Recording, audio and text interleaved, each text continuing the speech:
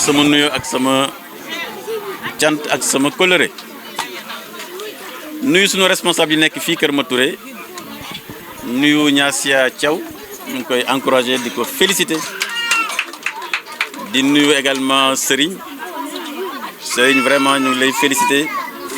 ndaw nga waaye vraiment yaa ngi def liggéey bu am solo di nuyu monsieur le directeur de l'école di ko ñaan mu nuyul ñu l'inspecteur d'académie nuyul ñu jàngalekat yi nekk Kër Matouré ñu ngi yëpp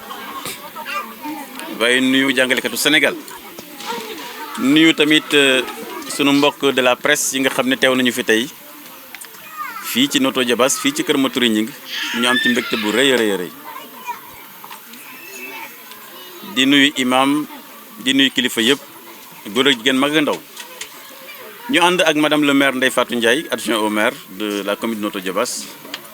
ànd ak monsieur le président de la commission éducation di Karim Anne ànd it ak le conseil municipal Ndiaga Diouf nekk président commission agriculture dëkk également ci gox bi ànd ak Mbaye Gueye nga xam ne moo ànd ak ndaw ñi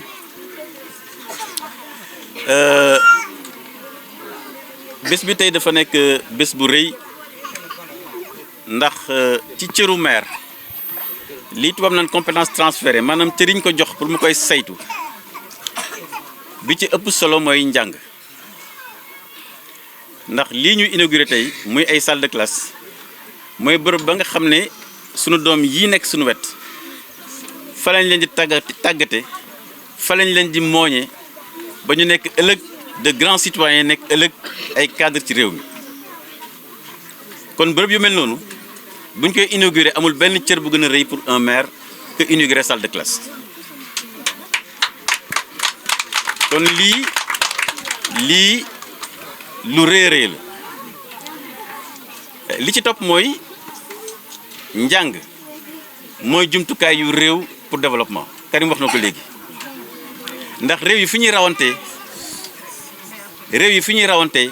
c'est sur le capital humain maanaam sa askan lépp lu muy gën a am xam-xam rek sa réew di gën a développé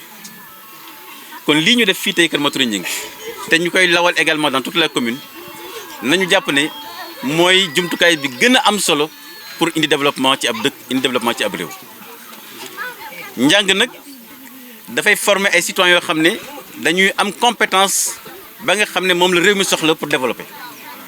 ñu tuddee ko les compétences qui sont alignées sur les besoins de l'économie et de la société njàng du xam-xam rek xam-xam la waaye aussi jikko la looloo waral vraiment maa ngi delloo encore njukkal les enseignants monsieur le directeur yéen da ngeen am rôle bu am solo ci réew ndax yéenay tabax le plus grand capital d'une société qui est le capital humain kon gàcce ngaalamba les enseignants à travers le directeur de l'école de Kër Matouré Gningue loolu rek la waxoon naa ko wax tey di gërëm bu baax a baax di féliciter vraiment toute la population de Kër Matouré Gningue di wax ñu ngi ak ñoom ci yeneen besoins yi ndax besoin moom bu lii féete gannaaw am na yeneen yu ci topp incha allah Serigne yaag Niassia ak le chef de village ne ànd ak yéen pour xool les autres besoins de Kër Matouré te daaw da wax ko wàllu dëkkuwaay yéen a ciy waxtaan seen biir wàllu lotissement yéen a ciy waxtaan seen biir ba juboo su ngeen juboo ngeen indi ñu leen lii lañ koy defee également ci wàllu sport ndax sport dëkk bi mooy tànn bërëb bi ñuy defee terrain de sport bu ngeen ko tànnee bu ngeen indee ñu defal leen délibération comme ça xale yi la jeunesse mën am également un centre de sport marché tamit pour marché jigéen ñi c'est la même chose bu ngeen amee terrain indil ko conseil municipal su terrain bi ñëwee ñu délibéré ko li ci des mooy dañu ne tabax la marché comme ni ñu ko defee Aneen def ko Kër Magay Ndaw def ko Kër Madaro ak yeneen dëkk yi donc loolu laa ne woon naa leen ko wax di leen gërëm bu baax a baax. waaw il faut que ñu fàttali leen rek nekk mur clôture boo ko xaymaa dina mat fanweeri million boo ko jëlee mën nga ci am lu mat ñeenti salle de classe à peu près kon boo ñëwee ci ab dëkk fekk dañuy tawat salle de classe boo leen ne am naa fanweeri million lu ngeen tànn salle de classe am mur de clôture dañu naan d'abord balaa ngaa nee naam da nga faa nekk d'abord salle de classe bu ñu demee ba salle de classe yi mot incha allah dinañ ànd ci clôture bi li ci des nag mooy école moom comme ni ko président commission éducation waxee population bi ñoo koy saytu ci wàllu kaaraange ci wàllu ñu koy setal comme ni nga ko waxee les ASC war nañ mën di mobiliser wu nawetaan bu jotee ñu jël ñaari fan ñetti fan ci nawetaan yi ñëw ci école bi béy ko defar ko ba mu jekk. Ça c'est le travail de la jeunesse, c'est le travail des ASC, puisque les écoles, mais c'est d'abord pour la jeunesse. Et donc je lance un appel justement à tous les ASC, à toutes les ASC de la commune, hein, avec qui d'ailleurs nous faisons un travail très très rapproché. Hein. Nous avons la coupe du maire, nous avons également la coupe de la zone, pour qu'ils se mobilisent autour des écoles, autour des cimetières, pour que justement la jeunesse puisse apporter sa contribution au développement local. Mesdames, Messieurs de la presse, je voudrais tout d'abord vous remercier pour votre présence ici à Keur Maturu Gning, dans la commune de Notto Diobass. C'est un grand jour puisque c'est un jour où nous inaugurons des salles de classe. Des salles de classe qui sont des lieux d'apprentissage, de formation, mais surtout de construction du capital humain. Puisque parmi les capitaux qui construisent un État, parmi les capitaux qui construisent une nation, le capital humain, c'est le premier et c'est le plus important. Et les États se différencient sur la qualité de leur capital humain. Donc si nous avons l'honneur et le privilège de pouvoir être là aujourd'hui, avec les populations du village de Keur Maturu Gning, avec vous de la presse, pouvoir inaugurer une salle de classe, voire même plusieurs salles de classe, nous rendons grâce à Dieu et nous disons simplement, Dieu nous a donné la grâce de pouvoir aujourd'hui, dans notre vie, dire que nous avons construit une salle de classe qui permettra demain à de grands citoyens d'être formés et également à de grands professionnels d'être formés ici à Keur Maturu Gning. Donc je voulais encore une fois remercier toutes les populations de Keur Maturu, remercier également le conseil municipal qui par ses délibérations ont accepté d'affecter justement ces salles de classe ici à Keur Maturu Gning. Ce sont des investissements du budget communal et je pense qu'il faudra vraiment rendre hommage à tous les conseils municipaux, au premier rang desquels le président de la commission éducation, Karim Anne, qui fait un travail remarquable à la tête de la commission éducation, mais également tous mes adjoints dans le bureau municipal. Encore une fois, merci beaucoup. Qu'en est-il du budget pour la construction de ces infrastructures, du budget que vous avez dégagé au niveau de la mairie? Bon, le président de la commission éducation donnera les chiffres précis, puisqu'il y a des détails. Quand on construit les salles de classe, il y a toujours des ajustements à faire. Là, nous venons de réceptionner aujourd'hui les tables bancs, donc je préfère laisser aux spécialistes de la commission vous donner les éléments les plus précis. Voilà, justement,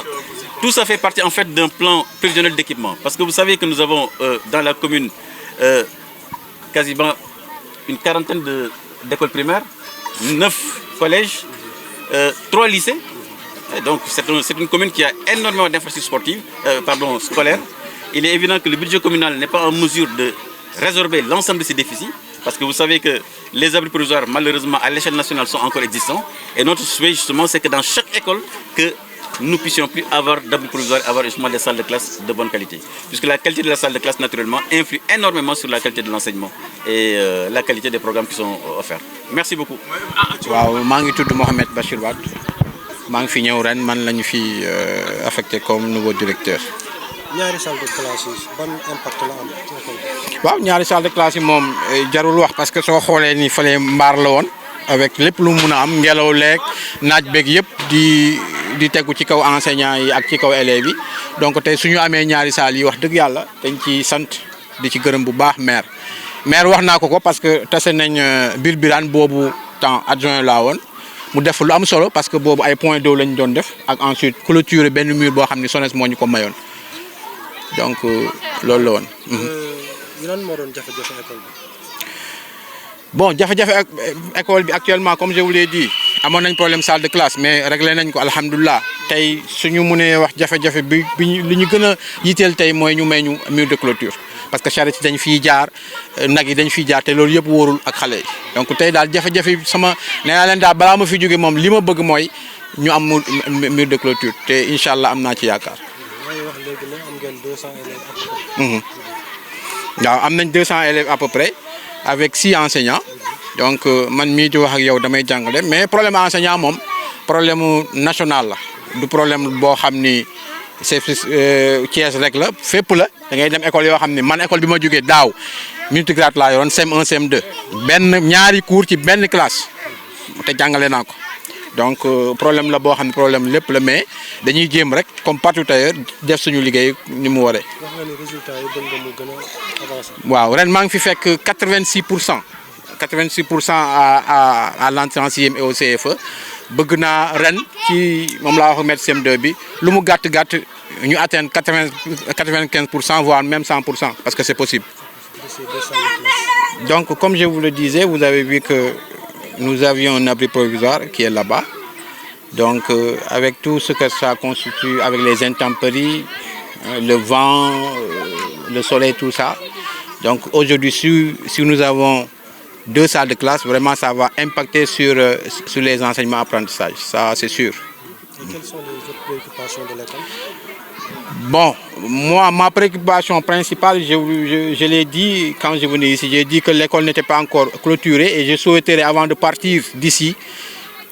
au moins pour qu'il y ait un mur de clôture, clôturer l'école. L'école, ça fait 1 hectare, mais avec l'aide de Dieu, nous pensons que